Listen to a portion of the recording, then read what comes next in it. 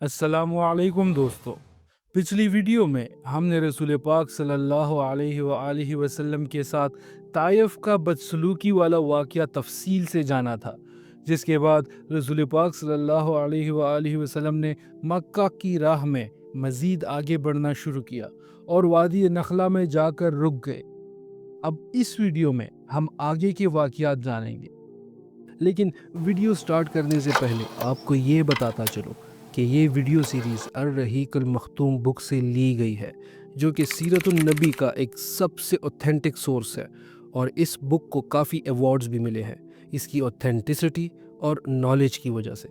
तो इसलिए हम आप सब देखने वालों को यही मशवरा देंगे कि हमारी इस वीडियो सीरीज़ को पहली एपिसोड से देखें और हमारे साथ मरहलावार हर एक एपिसोड में शामिल होते रहें, ताकि आपको सारी मालूमात मरहलावार मिल सके और अपने दोस्त अहबाब के साथ भी सदका जारिया समझकर ज़रूर शेयर करें।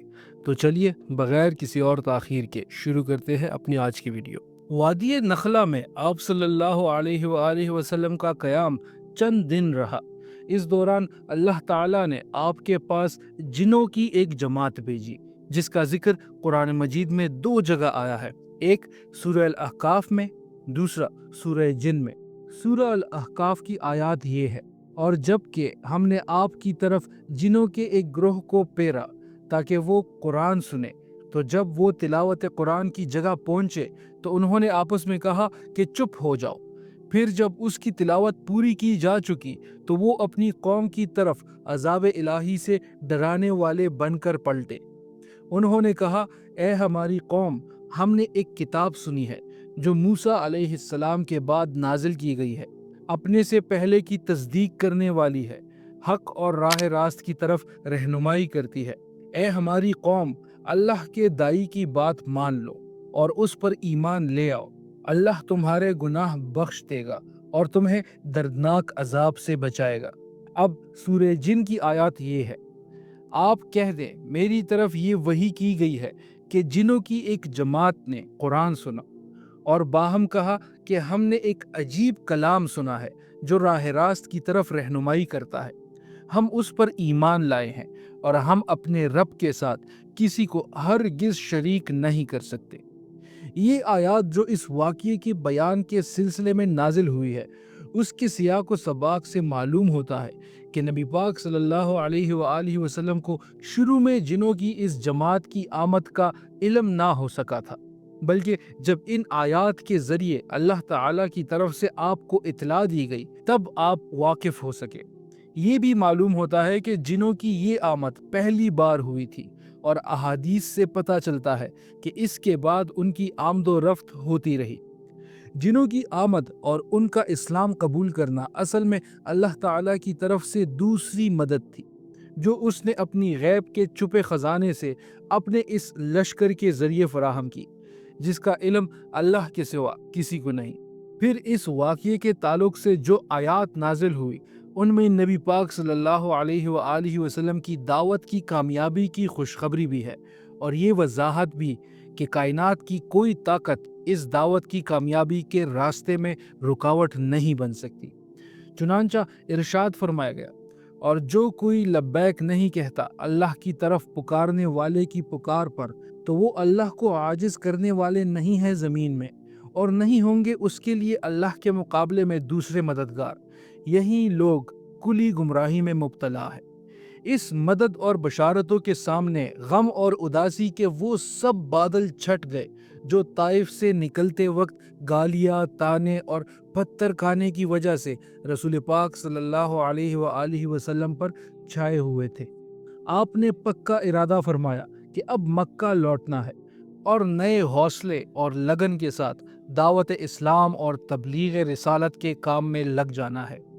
ये वो वक्त था जब हज़रत ज़ैद बिन हारिसा रज़ियल्लाहु अन्हु ने आप सल्लल्लाहु अलैहि वसल्लम से अर्ज़ किया कि आप मक्का कैसे जाएंगे जबकि वहाँ के लोग यानी कुरैश ने आपको निकाल दिया है।